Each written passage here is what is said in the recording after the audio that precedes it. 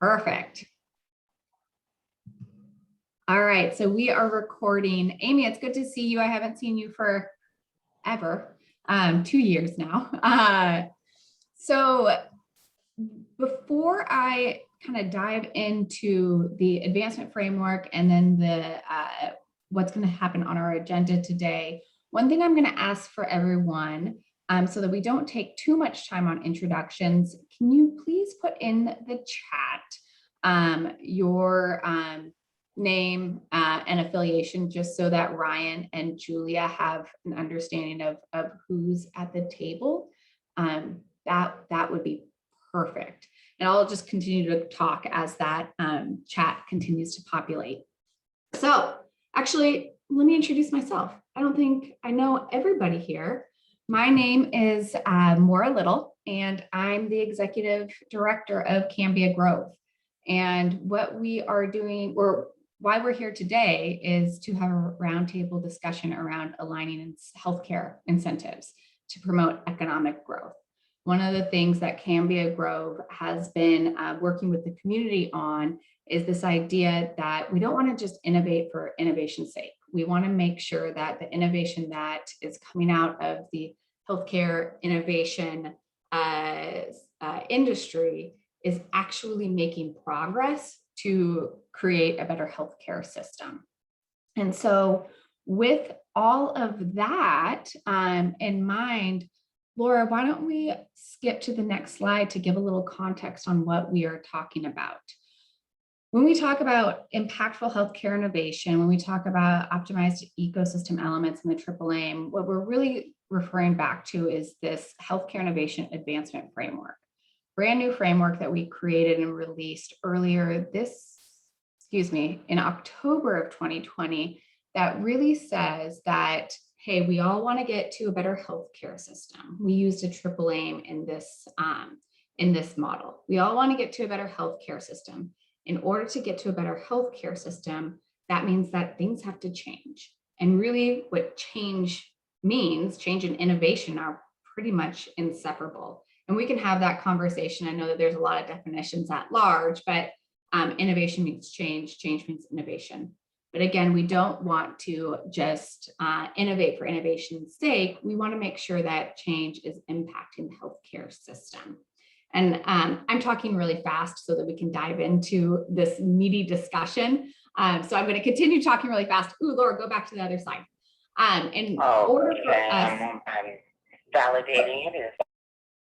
In order for us to be able to support impactful innovation, what we found is that ecosystems play a huge role in that conversation and in those supporting structures. And specifically, what we've identified is the 3 ecosystem elements that need to be optimized in order to support impactful innovation, in order to create change in the healthcare system. Those 3 ecosystem elements are infrastructure, incentives, and culture. What we did with the Healthcare Innovation Advancement Framework, the report, is we provided measurements to those 3 ecosystem elements, and we've provided subsequent reports to measure Washington, Oregon, and Utah against the advancement framework, and then specifically calling out calls to action to be able to optimize those ecosystem elements.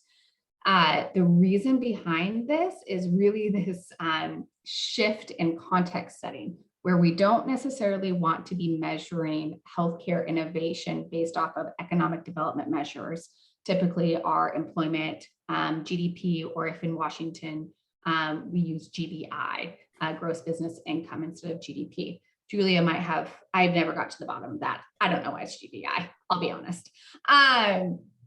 But instead of measuring it by those 2 indicators, let's see if we can measure it by the triple aim. Let's see if we can measure it by how healthy or the healthcare outputs in certain geographical areas, such as the states.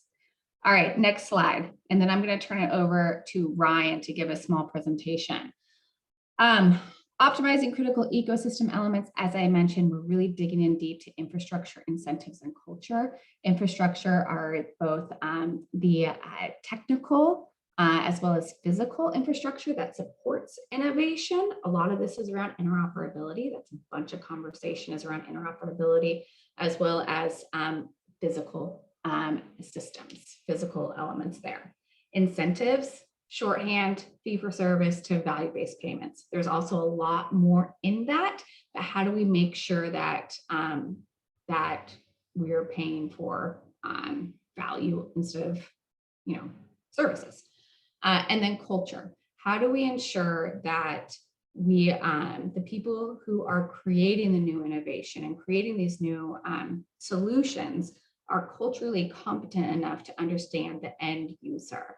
One of examples that we heard during one of our Cambia Grow 5 Points conversation was a woman who came, a patient advocate who came to the stage and said, I have diabetes. I use a diabetes monitor. The person who developed the diabetes monitor, the team, made it fit on a belt loop. Well, guess what? I don't wear a lot of belts. I wear a lot of dresses. And so when I have to wear this diabetes monitor, it has to change my entire wardrobe, basically. And so that's one nuance to a lot of different nuances across the board for infrastructure, incentives, and culture. I think that does it for our slideshow. What we're going to do, I might pause there for like 1 or 2 questions before I hand it over to Ryan to give us like I said, a presentation. The other thing I want to note is that when we talk about innovation at Cambia Grove, we're not just talking about technologies or tools, it's a lot of different elements. It could be a process change, it could be a policy change, it could be a health innovation where we've tagged that as health IT, digital health, life sciences, which are drugs, devices, and research, or other innovative services. Laura, anything else before I turn it over for Q&A? I think that covers it. All right. How'd I do on time? All right, 1:11. Any quick questions before I turn it over to Ryan?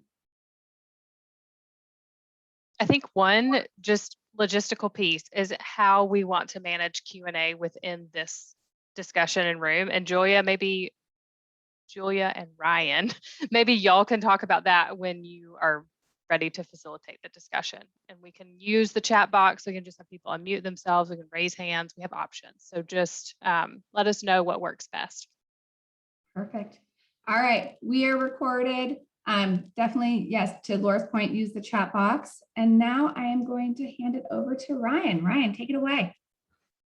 Wonderful. Thank you, Maura.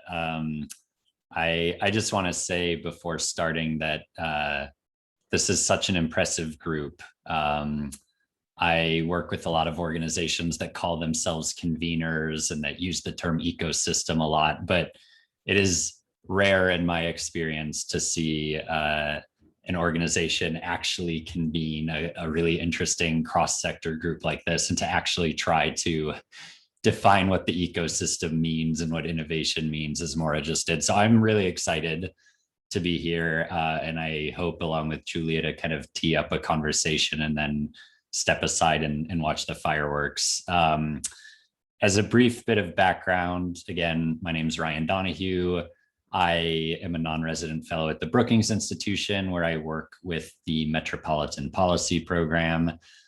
We basically work with regions across the country on any number of issues related to economic development. So I spend a lot of time thinking about entrepreneurship and innovation and developing industry clusters and tech commercialization and global trade and investment, everything that has to do with economic development and especially implications for equity and inclusion. So what I hope to do in the next few minutes is sort of be the voice of the economic development world in general. And of course, Julia, who's here from the state of Washington, can add a lot more to that. But what I want to do is sort of be a stand-in for the economic development world and try to articulate how that world is thinking about what's going on in healthcare or isn't thinking about what's going on in healthcare, as it were. So when I say the economic development world, I mean state and county and city agencies, but also chambers of commerce and CEO groups and universities and community organizations and workforce development organizations, basically kind of that entire apparatus. And so it sort of follows from the fact that I'm representing that world that I am not, by any stretch of the imagination, an expert in the healthcare industry. So if I misspeak or use dated language, please forgive me, and I'd love to be corrected. So my goal, at least, is that I, over the past year and a half or so, have been trying to get economic development actors to think more about what's happening in healthcare. But most economic development organizations are not, I don't think, thinking about it that much or all that aware of what's happening in sort of in terms of innovation in the healthcare sector. So I would like, at the end of this conversation, one, to just have like a nice, crisp summary of what is happening in this space so that I and others can communicate that to the economic development world. Like, what is changing in the healthcare sector and why does it matter? And then the second thing that I at least would hope to get out of this is, given that there is a lot of COVID stimulus money coming and states and cities and counties everywhere are thinking about how do we grow post-COVID, what are like 2 or 3 or 4 specific opportunities that the economic development world could invest in to accelerate innovation that might be happening in this space? So what's the story overall, and what are 3 or 4 opportunities? So let me kind of take a few quick minutes to sketch out how I would talk about this to an economic development audience. And then we can spend the next hour kind of tearing apart my outline and filling in gaps and adding to it. And then hopefully by the end, we'll have like a really crisp way to talk about the intersection of these two worlds. So if I were talking to an economic development audience, what I would say is basically, we know that regions and states develop when they kind of own a new, innovative, emerging industry. That's why every region in the country is trying to become the Silicon Valley of something. But unfortunately, the reality is that most industries that we know of are kind of pretty much locked in geographically. Like, some new region is not going to own the auto manufacturing market. Some new region is not going to suddenly jump in and own the software development industry. Like, the leaders in the industries that we all know are pretty well cemented and have been. And it's usually some combination of Silicon Valley, Boston, Seattle, etc.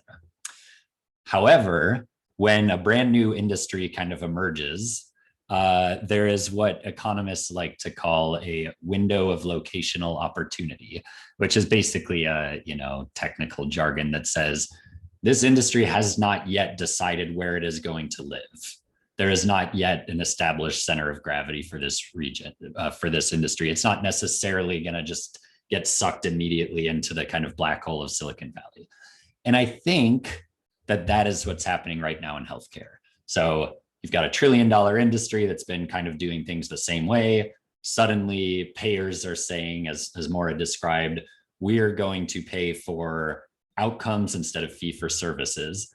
And now healthcare institutions across the entire country are suddenly saying, some of you have been working on this for a decade or more, I'm sure, but let's assume that suddenly these institutions are saying, how do I predict where disease is going to occur in my region or in my population? How do I engage with patients between visits to the hospital to help them manage conditions? How do I build the data systems that actually enable us to do that? All of these questions were not being asked until pretty recently. And answering those questions is a whole industry. And maybe we can call it digital health. I've seen it referred to as precision population health. There's probably dozens of competing terms, but that's a whole industry. Okay, so why does that matter from an economic development perspective? Well, first of all, it's an opportunity for places to kind of capture a leadership role in a new industry that, as I said, has not yet figured out where it wants to live.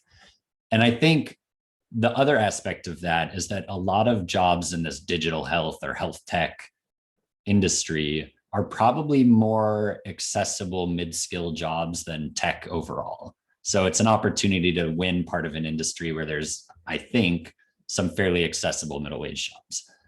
Secondly, from an economic development perspective, it matters because we have a huge problem in this country with low wage jobs.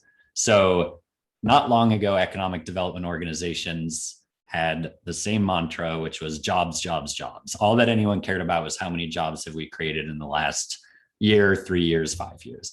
Now it's so obvious that we have this problem with low wage jobs that economic development organizations are suddenly being asked, yeah, but are you creating quality living wage, stable jobs with benefits and growth opportunities? And this is a huge opportunity in that regard because the healthcare sector, as we all know, does have a lot of those low wage jobs in it. And there's been a lot of attention paid to that during COVID. So if the emergence of digital health and health tech offers opportunities for people in low wage healthcare jobs to shift into things like digital health coaching, that's a huge opportunity to like upgrade the quality of jobs in the healthcare sector. And then the third reason that I think this matters from an economic development perspective is that the places that figure this out and do innovate in terms of healthcare and create new industries that are helping to answer those questions, they're going to see the benefits locally in terms of the health of their population. And that is a huge competitiveness boost. You know, pretty soon we're going to be back to very low unemployment rates. And in that situation, regions are competing like crazy for talent. Their employers are saying we can't find workforce. Well, a huge reason for that is that so many people are out of the workforce due to physical or mental health issues. And to the extent that you can turn the innovation in the healthcare sector towards the local workforce and actually implement it and increase health outcomes, and that's a huge deal from an economic development perspective. So then to begin to wrap up, if my economic development audience was nodding along and sort of buying this case, then the question is obviously like, okay, fine, well then what do we do about this from an economic development perspective? And my basic point to them, and I'd love to hear people's thoughts on this, is basically that the sort of normal economic development playbook won't work if you're trying to grow this particular industry locally. And the reason is that the healthcare industry, as I don't need to tell all of you, is so much more complex than most other industries, right? So if you're an economic development organization and you're trying to figure out what industry to grow, there's a pretty standard playbook for manufacturing, right? You attract a company, you do workforce development. There's a pretty standard playbook for biotech, right? It's tech commercialization, venture capital, right? For many industries, there's sort of a playbook. I think for this industry that's at the intersection of tech and life sciences and healthcare and community health, there is sort of no obvious playbook. You need so many more pieces functioning well. You need the infrastructure in place to make this industry take root in a place that I don't think you do in any other industry. So one of the big parts of this digital health industry or sector, as I understand it, is basically predictive analytics. So hospitals want to predict ahead of time where there are going to be health issues in their patient population. If you're a place that's trying to grow that sort of part of the sector, yes, you need venture capital, and yes, you need skilled workforce, and yes, you might need accelerators and tech commercialization. But in addition to all that, you need insurers and healthcare institutions actually changing their incentives, as Maura described, so that there's a local market for these sorts of solutions. You need employers and hospitals who are willing to work with startups to help them pilot their new technologies so that those startups can actually prove that their product works in the real world. You need community healthcare systems working so that diverse populations are actually engaged in the healthcare system, and you have data for a kind of full spectrum of the population to test algorithms on. You need like all of these institutional infrastructural things in place to really get this industry to take root. So what I would say is that this is a huge economic development opportunity, right? You have $1 trillion industry that's changing and looking for solutions, but the place or places that figure this out are going to be those that get public sector and private sector institutions that don't talk to each other to have a shared strategy and to implement that strategy over 5 or 10 or 15 years. And that's obviously extremely daunting. But if that's ever going to happen, I think it's going to happen now, because suddenly everyone recognizes post-COVID that this matters. And there's a lot of money on the table, right? Like a lot of states are putting out huge amounts of money to help regions kind of figure out how they are going to capture industries like this. Let me just close. We can talk more about these later, but I wanted to quickly sketch out a few examples of places that are beginning to kind of build these coalitions and strategies, and happy to answer more questions about these throughout the conversation. But in Birmingham, Alabama, they're doing some amazing workforce development related work in relation to digital health. During COVID, they connected unemployed people to contact tracing jobs, and now they are giving that group of people pathways into training programs for health analytics and digital health coaching. So they're trying to build a homegrown workforce of people who can really do this work. In Massachusetts, they're doing some really incredible and very daunting work to try to build sort of an open data platform so that startups in Massachusetts or startups that want to move to Massachusetts can have access to anonymized patient data to, again, as I said, actually test their algorithms and so forth in a real world setting. And then places like Philadelphia and Hartford and others are putting forward some really interesting innovation and accelerator efforts that provide capital and mentorship and access to hospital decision makers that will help advise and, again, help pilot some of these technologies. So there are places that are beginning to do this, but I think that some of the communities represented on this call are really well positioned to compete. So that would be sort of my state of play for the economic development world. And again, sort of my questions are, is that the right way to talk about what's going on? And then secondly, if it is the right way to talk about what's going on, what are those like tangible opportunities that a public or private economic development entity could invest in to accelerate whatever it is you're working on? So I'll stop now. Thank you for giving me a moment of your time to kind of tee up that conversation. And now I want to kick it over to Julia Turlinchamp, who can talk a little bit more about this from the state of Washington perspective. Thanks, Ryan. I'm going to keep this brief.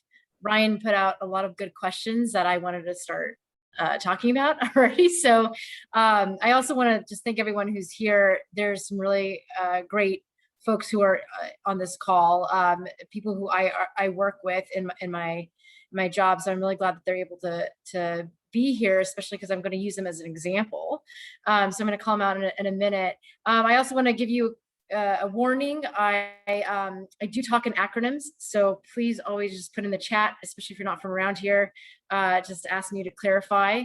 An example would be Joseph represents one of my acronyms. I talk about ADOs all the time, Associated Development Organizations, which are our economic development organizations on the ground. We work my team, I work for the Washington State Department of Commerce, for the Office of Economic Development and Competitiveness. We like to really flows off the tip of your tongue. And we, so OEDC is a warning.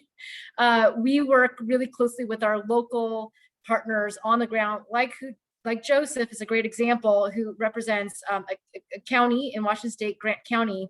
But I got that right, Joseph? Who really understands their community in a way that us at the state level do not. And why that matters is because as we look at expanding and strengthening the communities within whatever sector, we rely on our local partners to help us understand what are the right incentives, what are the right elements that we really need to help build and strengthen those communities, and what are the kind of jobs that really make sense for those communities. All of these components combined, like what are the available academic institutions that can help feed into it? What are the available, what does the K-12 system look like? What are their strengths? What are their weaknesses? How do we take advantage of that to really make sure that it's localized in the way that actually works long term? So I just wanted to highlight that. I also am excited that Glenn and April are on this call. They represent an organization that I love to talk about. And since Ryan mentioned Birmingham, which I think he might be able to expand a bit more on some of the cool, innovative things they're doing. I saw when he told us in preparing for this call, all I could think about is the cool work that Glenn and April are doing in Spokane. And I really want to highlight the innovative partnerships that they've been building out there through Washington State University, really focusing on a specific area of life sciences that makes sense for this Eastern Washington community, and really, again, is long-term in their development of how they can really focus on an area of life sciences that really works for their community. So that's the kind of stuff that a lot of my team members do. We each represent an industry. For full disclosure, I am actually technically no longer the life science sector lead as of a week ago, but I kind of am because they haven't hired my replacement. So I'm also a director of strategic initiatives, which is a made up word for working on a whole bunch of different economic development projects. And one of them I want to mention, and why it really relates to this conversation, is again, another acronym. It's and I actually had to remember that. I had to look up the acronym. It's SSBCI. And if you are at all working in economic development in any state, you're going to hear this a lot because a big grant is going to come out through ARPA, which is the American Rescue Plan Act, which was signed in March of 2021. They put out $10 billion to fund the state's small business credit initiative. We have used these funds for years. And so Washington State qualifies for almost $125 million. Really, we likely will get it. I should be careful because it's being recorded. We just have to put together a really good application with a lot of really great partners. And what it gives us the opportunity is to really think about economic development for all of our communities across multiple sectors, but really honing in on where are the opportunities. So as Ryan mentioned, there's so many opportunities in the healthcare sector in places like Spokane, in Vancouver, Washington, in Wenatchee, and Tri-Cities that offer so many opportunities, in Seattle, in different areas where we have opportunity for growth, and we'll be applying for this big, massive grant to be able to help fund these initiatives in the long term. So for me, what brought me to this conversation today is really to listen to people like you guys it always spurs ideas and also helps for people in my position to be able to help shape the narrative of what makes sense for Washington State. So I'm going to leave it there just for the sake of time and turn it over to Maura. Fantastic. Oh my goodness, this is my favorite subject. I could ask all of the questions, but I won't. I will start with one, and then for the time being, I think we've got an hour, right, Laura? Thumbs up. We got one more hour. I'm going to start with one question, and then if you have let's try this. If you have a question, type in the chat box, just kind of the general question, and then if you have a follow-on question to the question that was just asked, either raise your hand, your actual hand, or use the hand raising reaction to go off of mute. Because in these conversations, I want to make sure that we fully thread those follow-on questions where appropriate. Otherwise, it seems to get a little choppy. So I'm going to repeat that again. If you have a question, type the general scope of your question in the chat box. And then if you have a follow-on question, raise your hand and we'll make sure to get to that follow-on question. My first question though, so as everyone thinks about questions, my question to Julia and Ryan is the geographic parameters. So when we're talking about digital health or health IT, for a life sciences cluster, it's capital, talent, and space. It's how do you make sure that the three are working well in a geographic region around capital, talent, and space, because it's the water cooler effect, or at least it has been. We're not sure what the future looks like. But from a digital standpoint, why does it matter that a localized system is able to bring in pilots either through interoperable means or else? Why does it matter that localized system has those components if the technology can really be created from anywhere?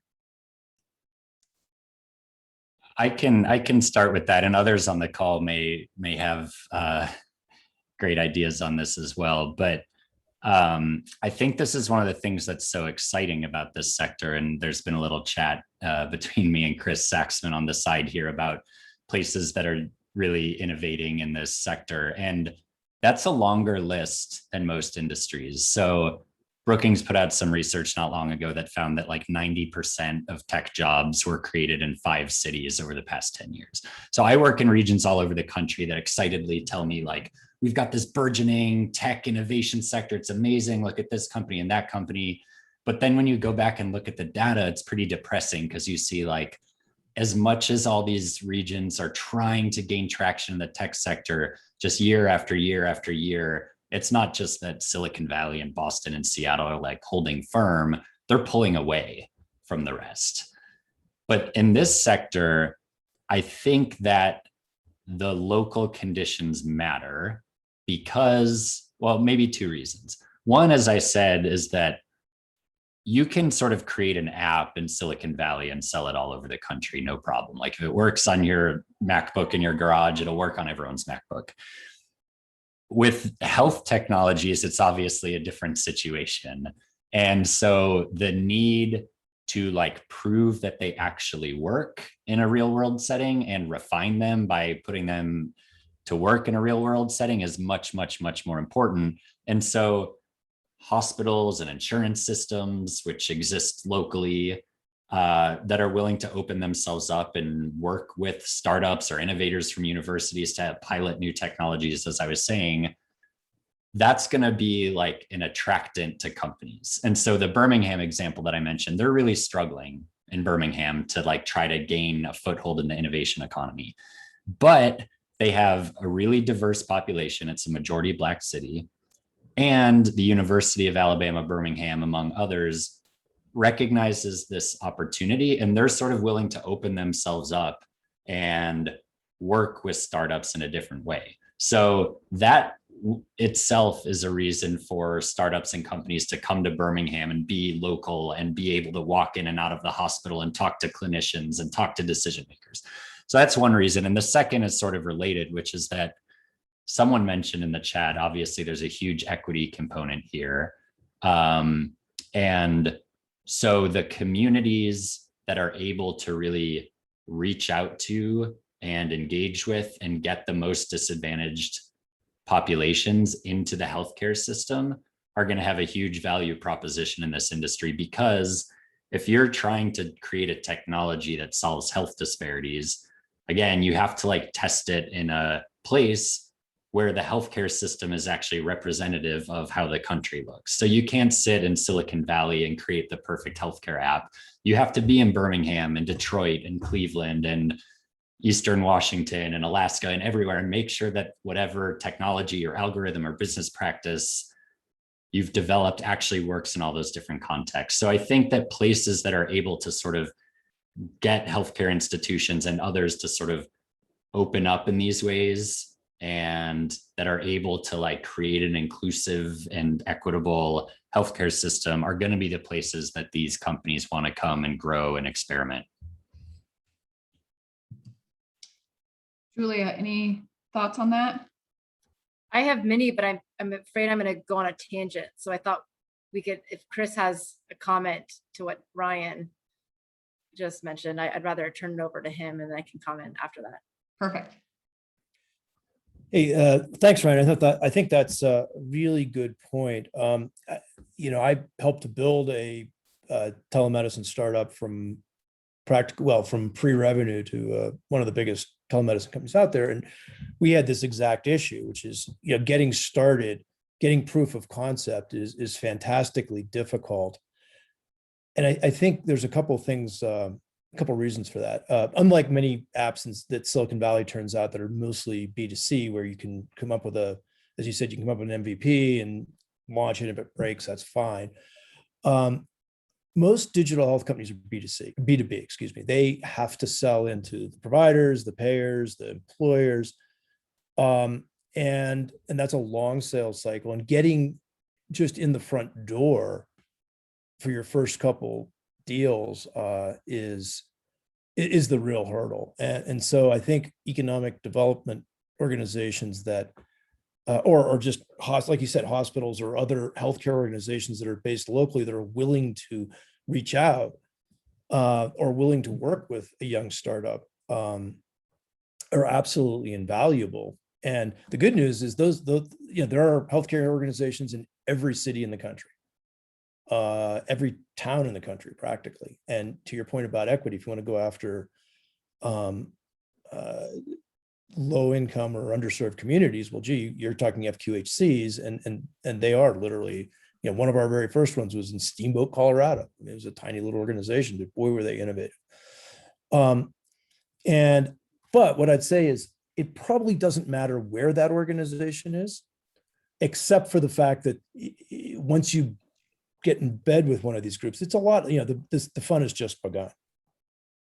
So the only advantage to being local to your pilot is that you can work with them, in person, you can drive over to the office, that sort of thing. But it's not a prerequisite, I would say.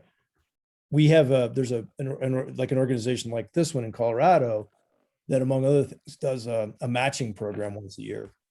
And it's all focused on safety net organizations here in Colorado, but we get applications from all over the country, and we give out money to companies anywhere. And because it is digital, you can do that.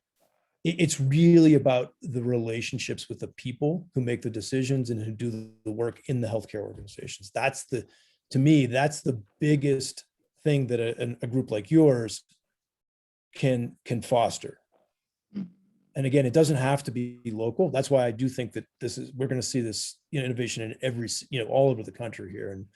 And but the cities that have more open organizations are the ones that are going to, I think, provide the most value to the system. So thank you. Chris, are you talking about Prime Health? Yeah, Prime Health. Yeah. Okay, Prime Health is awesome. If you all don't know Prime Health, take a look. They were run by Rachel Dixon, who's incredible. Yeah, Rachel. She's a good friend of mine, and I've known Prime since the day I got here. They're a great organization. They are. Jack, you had a similar question on industry graphical element. Want to chime in? Sure. And maybe it's just my audio, but Maura, your audio seems to be scrambled a little bit, but it could just be me. Yeah, I guess my question would be whether this is actually possible. So one of my favorite quotes is that the US is like a few dozen $2 billion healthcare markets that are all separate from each other and isolated. And so I'm working now on the ventures and innovation side of one healthcare system. And it seems like a lot of the elements that would make innovation possible are challenging to make like a moat around, I guess. So you have academic institutions with academic medical centers and nonprofit healthcare systems. If we're talking about the health system side, maybe biotech is different, but we're all doing kind of the same thing. Like, we're all just kind of doing similar things. And then to Chris's point, digital health solutions are very, you can be quite national very quickly with that. And so much of the population health stuff and that you're talking about is, I don't know, I guess what made this, what's your basis for a comparison? I mean, what's an example of an industry that did develop a single geography? And then what made that possible, and why would that same route be possible for healthcare given the context that we live in? That's such a good question. I hope I'm not a robot. Julia? Yeah, it's better. You're doing better. Yeah. I wanted to use the example of Wenatchee. So just for your awareness, I live in Seattle, very close to Amazon's headquarters, just a few blocks away. My actual office is across the street from Amazon, it's like 50 buildings. It's interesting in the last few years to see its growth. And it's not just Amazon that we've seen the growth, it's ripple effect. Obviously, we saw this in the 90s as well with Microsoft and the what became the .com bubble. And it really helped put Seattle area on the map in a way that is very unique, actually similar to what Boeing did for Washington State and aerospace. I will say that it's industry agnostic when it comes to some of these questions that we're talking about in terms of the geographic locations. At the end of the day, it doesn't matter your industry, just sometimes people just want to be around certain components. One thing that we do at OEBC, Department of Commerce, is we work with a lot of businesses, especially those from out of state, to try to attract them to come to Washington.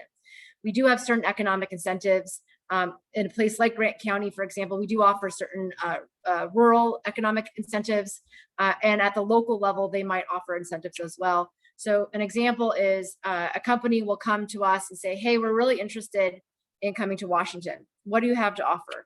And we give them an application, and this is all for free, by the way.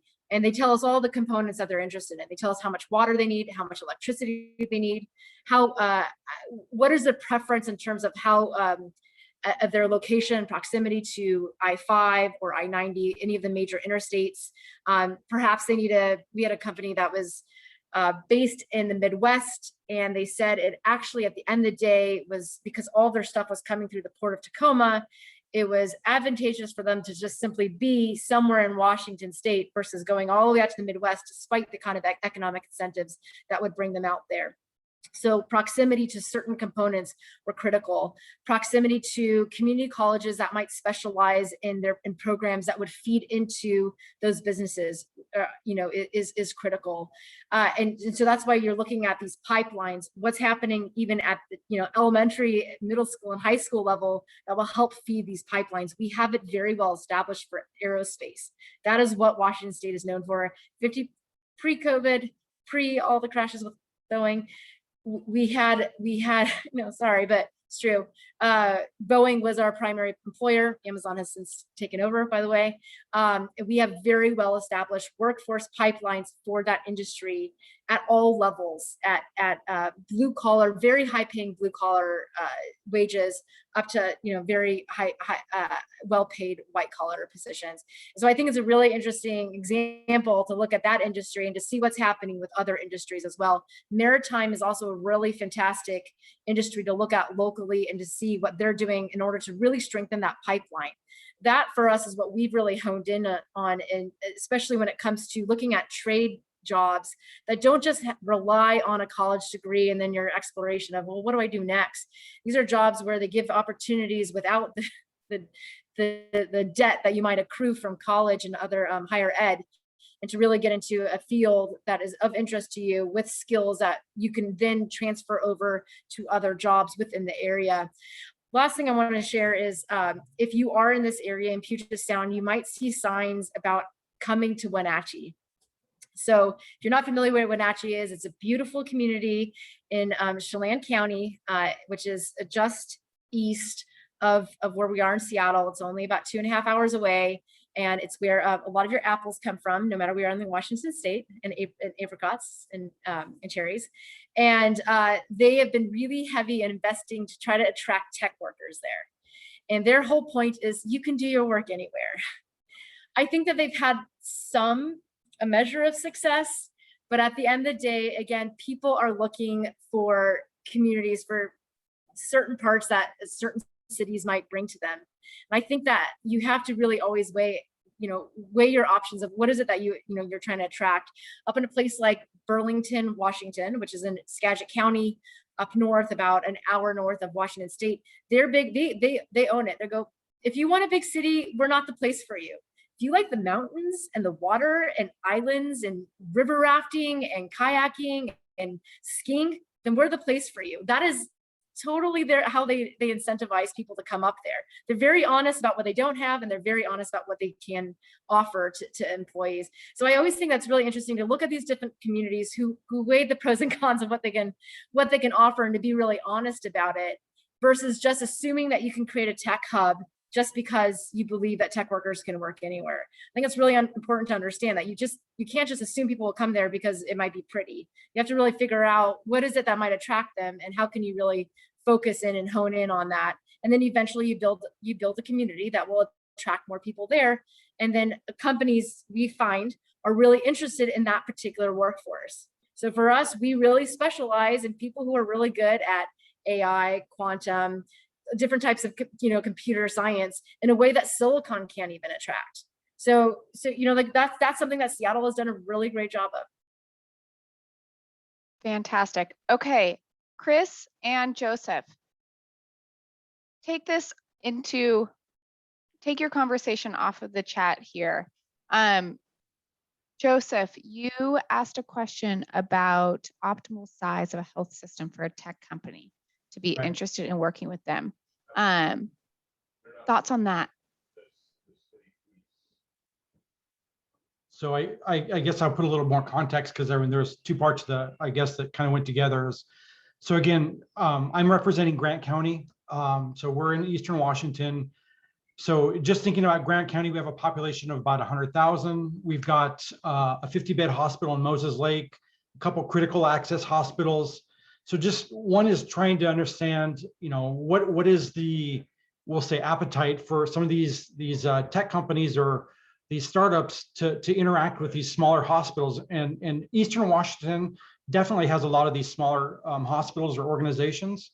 So just trying to figure out how that fit works. And then, Chris pointed out, of course, having a champion, but again, we have a bandwidth problem because we actually have a healthcare shortage. So just trying to figure out how to make that work. Such a good question, Ryan. Well, I'm stepping well outside my area of expertise here, but let me try to answer at least your second question. The economic development world in general, I think, is changing. It used to be about attracting businesses with incentives or attracting talent, which is, of course, both are still a thing. But I think more and more economic development organizations of all types are recognizing that it's a little bit more complicated of a game. Like, I painted this particular opportunity as especially complicated, but in any industry, there's policy and education and talent and what universities are doing. And you have to get all of those things working effectively if you want to really develop an economy, as opposed to just sort of putting out the right marketing materials or the biggest incentive.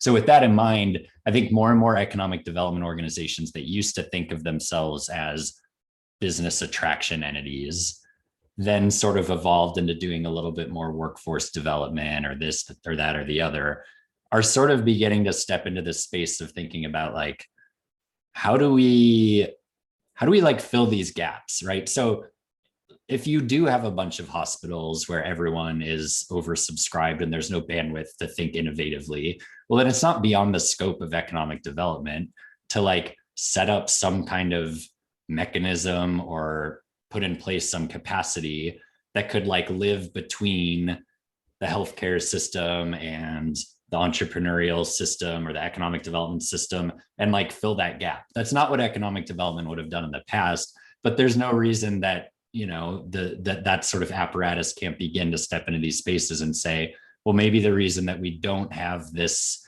industry taking root here is just that there's no one to interface with at the hospital. What would it take to fund a position like that or create it or whatever? So that's one. And I would agree with that. One of the roles that we've taken on within this last year is we now chair the Coalition for Health Improvements for Grant County, which is basically a part of the NCACH, which is about the Medicare transformation process. So it's about creating a whole person health, and what we can do as far as connecting education, healthcare, good jobs, affordable housing. Again, you're right, but somebody that also, my background is more in heavy manufacturing and running facilities. I'm looking for solutions that are right now, and this is something that we're talking about healthcare, and it's like rolling a 2-ton rock. So, but no, I appreciate your point, but you're right. I mean, we recognize that in our organization, and I think key community members in the areas that we work in recognize that. So now it's coming together to rethink about what economic development is and what do we need to start building those different pillars that we've neglected or failed to recognize as we've created some success, but with that, we've also created some pockets or some black holes.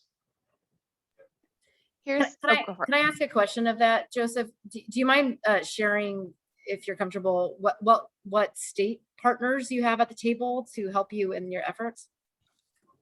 With the Coalition for Health Improvements. Mhm. So basically the funding partner is through the North Central Accountable Community of Health, which is funded through the state. And then, we've basically facilitate meetings, throughout the month with, again, Grant County, some other regional partners about, having those discussions, identifying some community issues and doing some brainstorming and some troubleshooting to identify solutions. Yeah, so I mean, one of the things we're working on, is childcare. We're talking about assisted living facilities, homelessness issues. We've also got a housing crunch here, so we're talking about affordable housing. It's all over the place. So I mean, and I'll say this: you're the right person for me to voice this. We're understaffed because as we're looking at what economic development is now, it's not just about trying to recruit Microsoft to come build a data center here anymore. They want to know your social and economic impacts. They want to know what the communities are like. They want to know that there's a lot more to it than just, hey, can we put a building here and will we get it permitted? I echo that. As someone who works in economic development, I find it really hard to define it. Or even, we talk at Cameo Grow all the time about social determinants of health. I find that's a great way to talk about what is economic development. It's really improving upon people's, livelihoods, and that means so much. At Department of Commerce, we used to be nicknamed, we call ourselves the Swiss Army knife of the government. We used to be nicknamed the kitchen sink of the government, though, because we do a whole bunch of different things like housing, like energy assistance. Obviously, the pandemic has put us in a really unique position. We give out an enormous number of grants, and we also provide other support services, ADOs, Associated Development Organizations, EDCs, Economic Development Centers. They're all within our little world as well. And I think that just like what you guys have experienced at Grant County, we've also shifted in our narrative. And I think even more so, not just the pandemic, but the last few years, highlighting in ways that should have been highlighted many years sooner, is about all these equity issues with underserved and disadvantaged populations, like those in rural communities, like those of minority status and so forth. And so it's been really, it's a heavy lift, I think, for organizations and economic developers to really start trying to take a big step back and trying to understand what should be our focus, because the reality is it's really hard to tackle the whole world. I think Mary Beth had made a comment about something earlier that made me little bit nervous, in that, some of our challenges are so systematic. And to give an example, I always think of this as, someone brought this up for me a couple years ago, which is, do you ever think about why Band-Aids are only a neutral color, that tan color? I know this seems like this is a tangent here, but it's clearly it's really inequitable just even to think of something that is such a household name like a Band-Aid just being this neutral color. What does that say about our healthcare system and how we just have treated patients? It goes as deep as that, or surface level as that. And I think that when you start taking, that step back of looking at the housing challenges that we have, transportation challenges, something that we talk a lot about in Washington State, for those of you who aren't based here, is our broadband access. Telemedicine is fantastic. All these Bluetooth technology, wearable devices are fantastic, but not if you don't have access to broadband. We have many communities that do not have access to broadband. Many of our tribal communities do not have access to broadband. We're talking like even dial-up is challenging to get. Cell phone service is not possible in some of these communities. So people do not recognize that. And it's really hard sometimes to talk to legislators in places like Seattle, even Spokane, really urban communities that have a difficulty because their constituents, that's not the problems they're coming to the table with. They're talking about maybe the cost of housing or the cost of congestion and what that means to their commute. They're not talking, or cost of healthcare.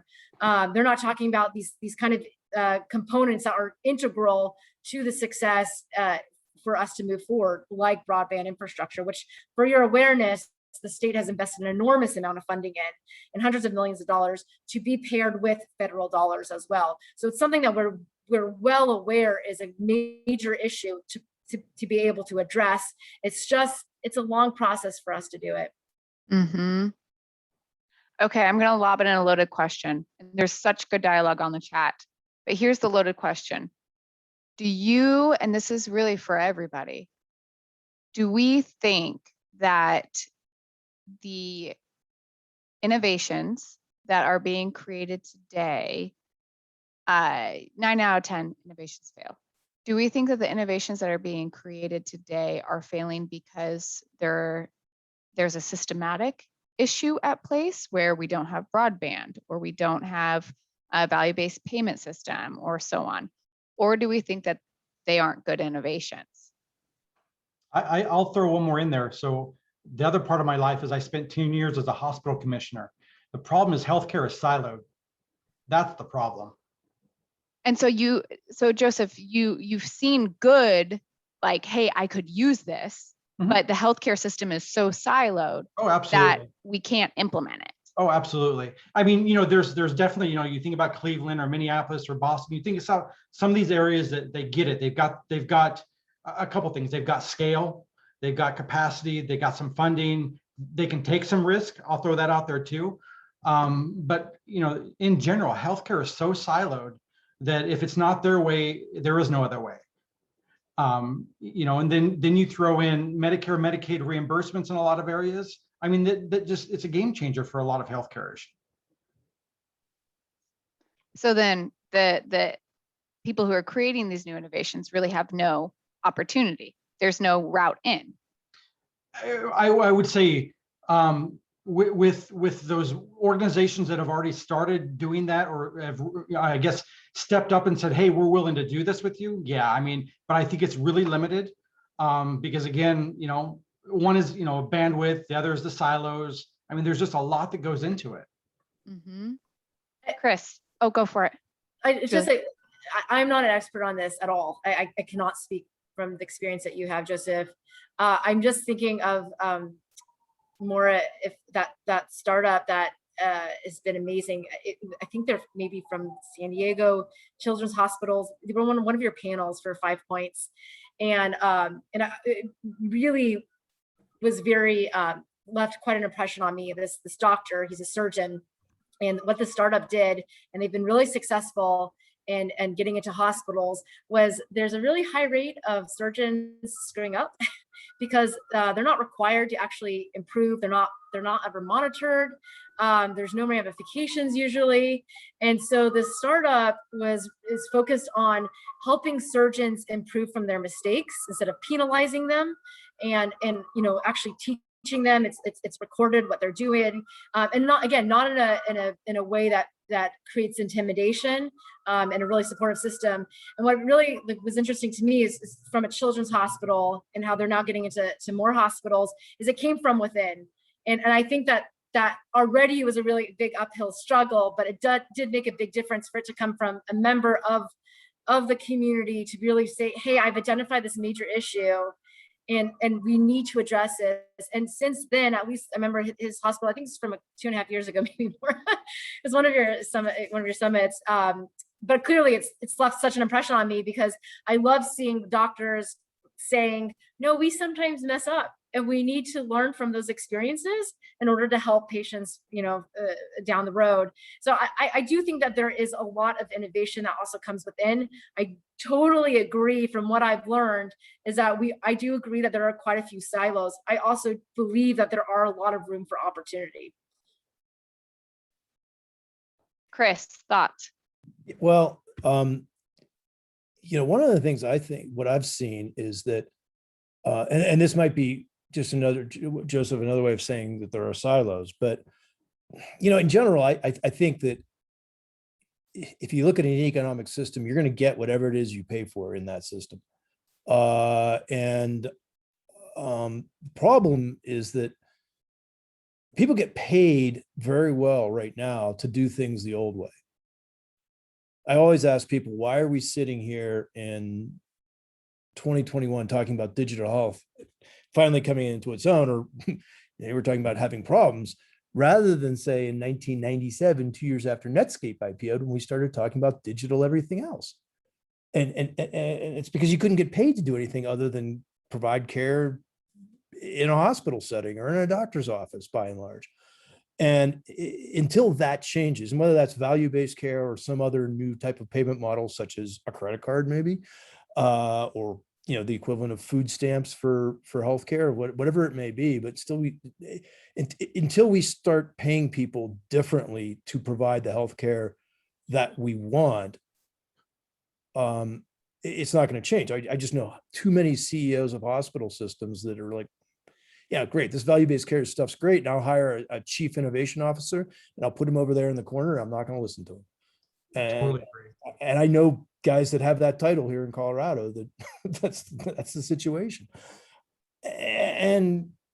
But I think if we do get the payment models right, then, for everybody like us on this call, there'll be in 10 years time, there'll be 1,000 people out there, and healthcare is going to look nothing at all like it does today. Just like music consumption today looks nothing at all like it did in 1997, when people started using the internet to figure out what albums they were going to buy at Tower Records. So that's my thought. Yeah, I think the frustrating part, though, is I can remember sitting in a conference 10 years ago, and they said, we're going to rock healthcare's world because we're going to go from quantity to quality. And here we are 10 years later, and it doesn't look any different. Yeah, that's right. Again, I will point out that I'm not an expert in the healthcare system itself, but one question I have, I know that a million different entities have been pushing the healthcare system to accelerate this transformation. There's been pushes from the federal government and from a million other sources. So I don't mean to say that if suddenly this became an economic development imperative, that everything would change and suddenly this transformation would happen. That said, I've seen many other instances around the country where some topic that was not previously thought of as part of the economic development recipe suddenly gets recognized as such. And then the top 30 CEOs in a state or city are suddenly saying, like, we want action on this yesterday. And it becomes part of the mayor's platform or the governor's platform, or the governor or the mayor themselves say, like, this is how we're going to define economic development now, or this is where we're going to push. So I've seen that happen before. As I said at the beginning of my remarks, I have not encountered that many economic development organizations that are thinking about healthcare and what could happen if you accelerated this and unlocked it and opened it up and created new markets for all these things. So I guess my question is, like, is there a world in which, let's say in Washington, we got political leaders who have an economic development sort of focus and CEOs and heads of economic development agencies to say, if Washington were the place that before the rest of the country figured out how to make this happen, we would be the place where suddenly digital health coaching companies were popping up, employing people at average wages of $47,000 a year. And we'd be creating new startups and new sectors that we've never had before. And the workforce would be healthier. Like, is there a world in which the economic development apparatus suddenly caring about this would change anything? Or have a million people tried to push this 2-ton boulder and it's never made any difference? And it's kind of silly to think that the economic development world can do anything to change it. Great thought. Zach, do you have thoughts on that? Yeah, I do. I think it's a great question. In my experience in Washington, working with lawmakers, I have seen that approach in that way. And I think one of the things that state lawmakers are looking at is they're trying to slow the overall growth of spending in healthcare, because the view is that the explosive growth of healthcare spending in the United States over the last several decades has translated into higher costs for patients and less access. So they're trying to be very practical and look at it that way. And then they get skeptical when they see business types, come in and saying, hey, we have a solution for that it feels like, oh, it's just going to add to increased spending. And so coming into that, I don't think it's impossible to have the economic development world come in, but I think that they would have to come in with the mind of partnering with the state to improve access to care and lowering costs, because that is what lawmakers are hearing from their constituents constantly.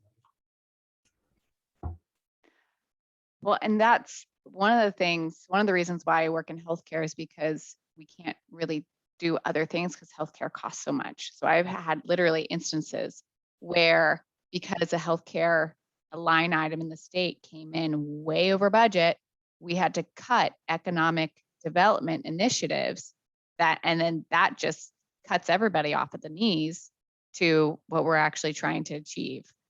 I'm interested in Nicole or Clark, who are also government policy types. Nicole, what are your thoughts on that?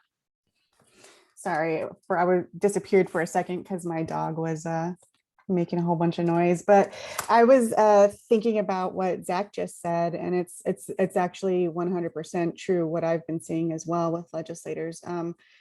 They're trying to balance this delicate, situation with their business, community, as well as their, the people that are receiving healthcare.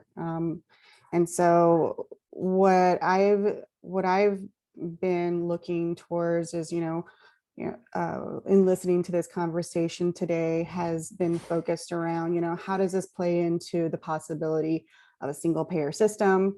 I know that is controversial in many circles, but it seems to be something that we're leaning more towards, this idea of streamlining, some of these additional processes in order to still allow for innovation. And so I'm just here mostly listening to see how innovation and life science industry also dovetails with what I've been working on. Absolutely. Clark, anything to add from, I think you already outed yourself on where you work on the chat. Yeah, sorry. So I have so many things I want to say, and it's running out of time. And so I don't know where to begin, but I love this discussion. I'd love to have more of these discussions and connect with more of you all, specifically just because right now, even the opening remarks of, taking a region and focusing on healthcare innovation and what you can do with it was just singing to me, because we're doing something for the first time at the city level. And before that, I was at the state level. And so being able to dive in and focus on some of these more gritty policy issues and bringing community partners and looking at things differently. We're not even focused on corporate recruitment, although we're still putting effort into that and we care about it. It's really like we convened a bunch of stakeholders, and the mayor went and grabbed a picture of the redlining, map, and said, this is why we're convening and we're doing this, because we want to erase, this divide that's in our community. We want to focus on this industry because there's opportunities for jobs at all skill levels. I mean, straight out of high school, the manufacturing component that Salt Lake has with medical devices, and the future, with artificial intelligence, working on finding new therapies and small molecules. And there's just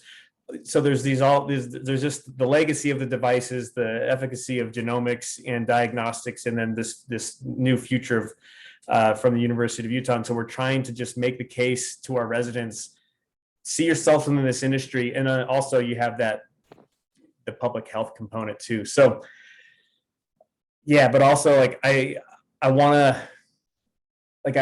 want to check myself. Are we going down the right rabbit hole? Can we do this better? Is there a more efficient way? What are other thought leaders thinking about this? And it's a competitive component too, because we're a small little city, we're a small little state, but we're punching above our weight with innovation in other ways. We get all this hype from the software, but we have this really great legacy when it comes to life sciences. And anyway, so that's what's on my mind. A little bit of a rant, but I love this conversation. Well, and how do we make sure that the jobs that are being created to develop the solutions that are being implemented actually end up with better health outcomes? that it's not just an Yeah, no, right. We had this conversation a couple weeks ago. More like it's bridging that and making sure that you're not just innovating just for money's sake, but truly moving the needle and making better healthcare outcomes. Yeah. Julia. This is actually for Clark. You're Salt Lake City. You represent the city. Yeah. I got my weird hat right now. Yeah, I actually don't think he put it in the chat. I just have the list. So now we've added you officially. But I am curious. City of Seattle, where I live, I don't know a lot about Salt Lake City. I'm just going to assume the politics in my city are vastly different than politics of your city. Further, what I am more familiar with, and in a prior job, I worked quite a bit on housing was a common topic. And we looked a lot at what happened in Utah. Utah is one of the most fascinating case studies. What was really hard to replicate, though, is Utah has a very unique population and unique culture that they used to their advantage in a way that Washington State could never replicate. However, it was still very fascinating what you could gain from it. This is, if you're not familiar with Utah, they have a really large Mormon population, and they really found a way to really hone in on how to use those leaders in the community and the values to really make sure that they can provide affordable housing in a way that we were desperate to try to replicate here. So I'm just curious, again, Salt Lake City I know is very different than the rest of Utah. Per Laura's question about political leaders, because it's recorded, I'm not going to share my opinions, but I am very interested in those of you who are in advocacy roles, or in this case, Clark's position, about your recommendations for every city, much less every state, is different. And so what are examples, what are tools that we can that can be replicated to our advantage when it comes to the healthcare sector? If that makes sense. Like, like bringing business leaders sometimes makes people leave the room. I have a lot to say, but I want to hear what other people have to say. So I'm born in Canada, raised in California, lived in Hawaii for 7 years before moving to Salt Lake City in 2012. It's become my home. I love it. I do have a background in Mormonism, if we wanted to just talk about some of the unique aspects of this region. But yeah, there's just dynamics that are wild. But I want to hear from the advocacy folks. I think in my world, I mean, it's the matter of pulling the right people together in the same room, right? When you're thinking about big policy changes, the idea is to do all of that groundwork ahead of time before you even start with a legislative session or a community hearing or whatever, what have you. But making sure that you're pulling different types of groups together. And what I like to do is pull them together in a closed space, not public space, so that they're allowed to have these types of conversations freely. And it does help. I mean, at least to be able to see where everybody's coming from. And it's years of those types of conversations that really help move things forward. I think that's a great point. I'm curious, maybe from Zach or others, but back to you, Nicole. I've experienced in my role working in life sciences, the challenges of having elected officials in particular, or even people quite high up in our government, being able to hear through their own biases, understandable biases, by the way, particularly from the pharmaceutical industry, where we have kind of, people will commonly go, well, they all think that we're making opioids. They all think that we're just trying to get them addicted to our drugs, except for the fact that I make, cancer drug or something that is nothing like that. But as a result, all the pharmaceuticals get clumped into one. And so it's really hard sometimes to listen to a company that might truly be very sincere in wanting to provide a good drug to Washingtonians in this case, but it costs a lot for research and development. So what kind of deal can we make? That the hepatitis C drug is a really good example of that. That was a really unique case study that I can talk about another time if you're not familiar with it here, where there was an agreement with the government to be able to really put patients first and try to get them this drug, despite the fact that it was really high price attached to it. And so, but it's been hard to see those examples, you know, across the countries. I don't know if you have thoughts of like how you can get them to really hear through those biases. Yeah.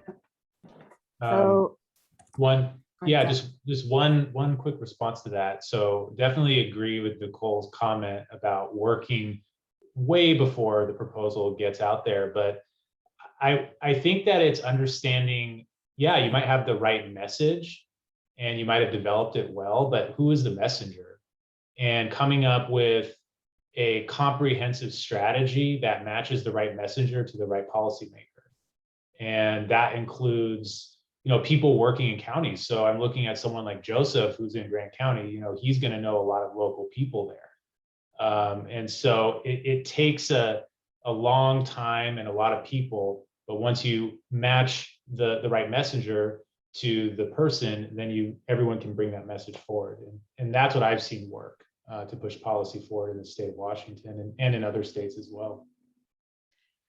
There's also that small nuance of the NAICS codes where this industry is basically invisible to any government entity because it's not actually being counted on economic development scales. So as you push for, hey, we've got this great opportunity, you don't have numbers to back you up based off of the North American Industrial Classification System that counts industries at large, which that would take us a lot longer.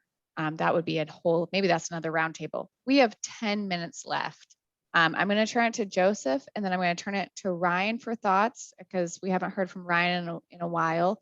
And then Bill, it's good to see you in chat. I want you to express some of your thoughts as well. But so Joseph, Ryan, Bill. Joseph.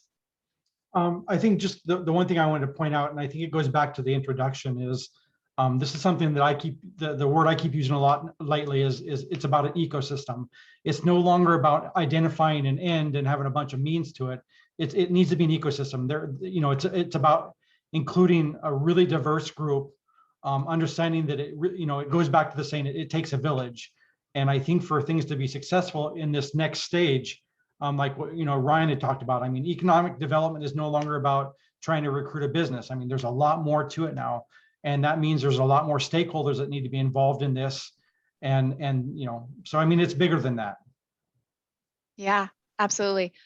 Laura, that was what I missed earlier on, is that we have a poll. I hope that you all take a moment to fill in the poll because it helps us continue these conversations. Ryan, thoughts?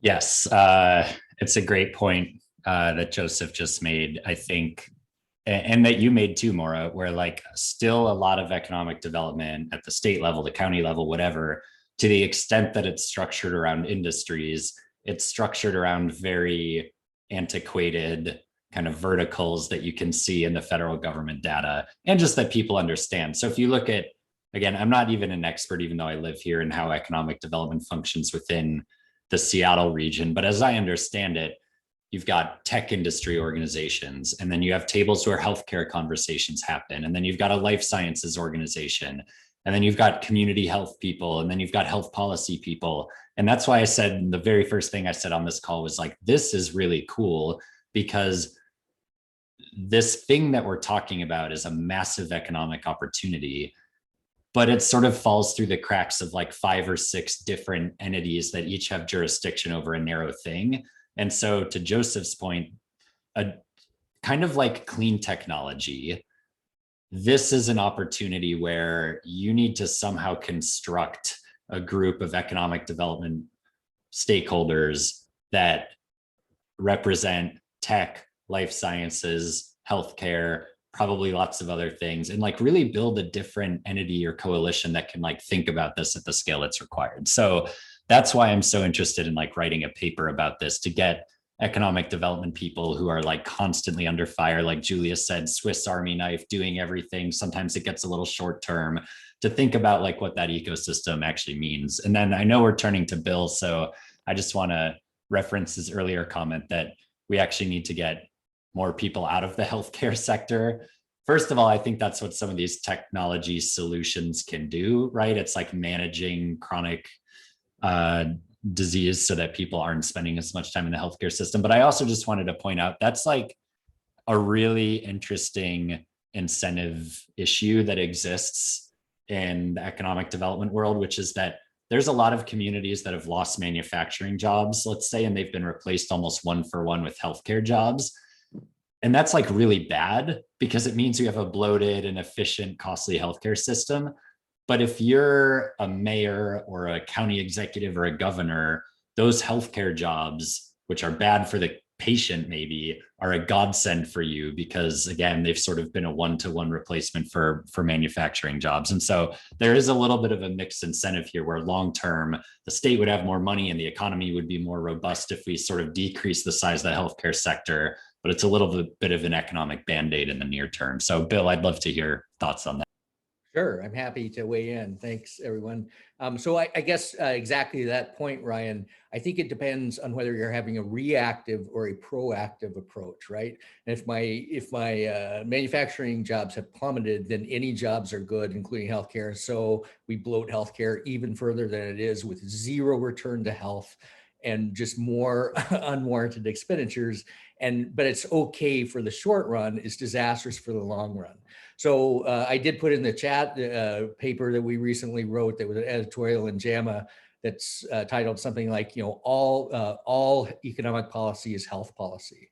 And I think the thing we need to think about is identifying, because a number of papers we've examined have found that living in economically distressed areas is associated with higher healthcare costs, lower care quality, worse health outcomes. And when economic distress improves or lessens, so there's more prosperity over time, you get a pretty rapid increase in health outcomes, which is to say that per capita mortality rates drop pretty substantially in a short time period. And we wrote an article, and there was also another article in JAMA that found the same thing for cardiology outcomes. So I think we need to think about what is the ROI for general economic development in an area of high economic distress, right? And those returns include health outcomes, decreased turnover and healthcare costs for employers, and decrease per capita healthcare costs for the general population and for employers as well. And the beauty of that, from coming from a Microsoft perspective, is if I can decrease the overall out-of-pocket costs of the general population, they've got more discretionary income to spend on like my products or Amazon's products or whatever it is that we want. And that then boosts economic growth, gets it out of just the healthcare sector and makes it more general. So that would be my general kind of comments. It's been a great discussion and really interesting, but I would just kind of say, let's think about general economic growth, particularly in areas that are distressed. The other kind of cool thing that we found in a paper that's forthcoming is that once you have lower economic distress, the healthcare benefits of the low economic distress kind of persist. So they're resistant to change. So if you can, I think if you can get people there, this is this will be a 40-year study, but if you can get the local economies there, it'll probably last, and that might be a good thing. So thanks. Interesting. Maura, can I make one quick comment? Absolutely. And it's more of just to offer anyone on this call who would like to touch base. I'm happy to share more about economic incentives, especially when it comes to life sciences. Within Washington State, we have a really interesting history of what has happened here. Particularly the sunsetting of some really fantastic economic incentives for the industry. And so right now we have actually very few at the state level. One of them is the Cancer Research Endowment Fund that has been really successful in getting matching dollars. And they have been pivoting really both politically and just also within the, what's happening in the landscape regarding COVID. Their most recent program is really focused on COVID-19 data and really focusing on equity, really expanding to improve the diversity of clinical trials, but it is really just focused on cancer research and development. And so the one thing I really want to emphasize is understanding that it's not just because it sounds really rational doesn't always mean it's going to pass the legislature or the city government. And so it's why I'm so interested in hearing from advocacy groups and people like Zach and Mary Beth, who really understand what is happening from the different partners within the sector, and who can really get across to legislators and to policymakers what they really need to hear, because they don't always hear well when it comes to just numbers. And sometimes that actually is a really great tool. I come from background having quite a bit of game theory, and I love talking about numbers, and it turns out no one is interested ever. So that's why those stories from patients, those stories from doctors, those stories about improved operations, people like Joseph, who actually was a commissioner and understands what it's like to help run these hospital systems. That's the kind of stories that are so incredibly impressionable and make such a huge difference to be able to get those incentives into law. So I'm happy to follow up with any of you if you have any questions about what's happening here in Washington State. Fantastic. Thank you, Julia. We have 1 minute left. Ryan, closing remarks. No, this was brilliant. I'll just close by saying what I said at the beginning, which is that there are so few forums for these conversations to occur in, and I'm really encouraged by this. And also, I would just close by emphasizing again that there right now is a huge divide in this country between high wage, high skill jobs and low wage, low skill jobs. And as manufacturing has declined and so forth, there's so little in between. And this really does feel like an opportunity to begin to refill that entire kind of middle wage category. And so that's a really exciting element of this whole discussion that I think would merit its own discussion at some point. But thank you all for your time. I learned a ton and look forward to talking to you more. Yeah, thank you, Ryan. Thank you, Julia. Thank you all for joining us. I knew this was going to fly by, and this really is one of my favorite topics. So we will be in touch from the Cambria Grove's point, and look forward to continuing this conversation.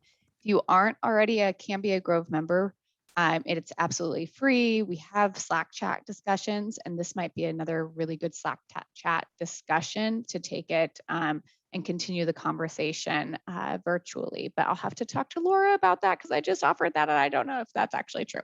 But check out our membership. Again, absolutely free, open to everybody who's interested in a better healthcare system. All right, it's been wonderful. If you're in Seattle or Portland, I hope you stay at least a little bit cool. It's really hot here. And Spokane, good luck. All right, thanks everybody. Thanks, Bye. everyone. Guys.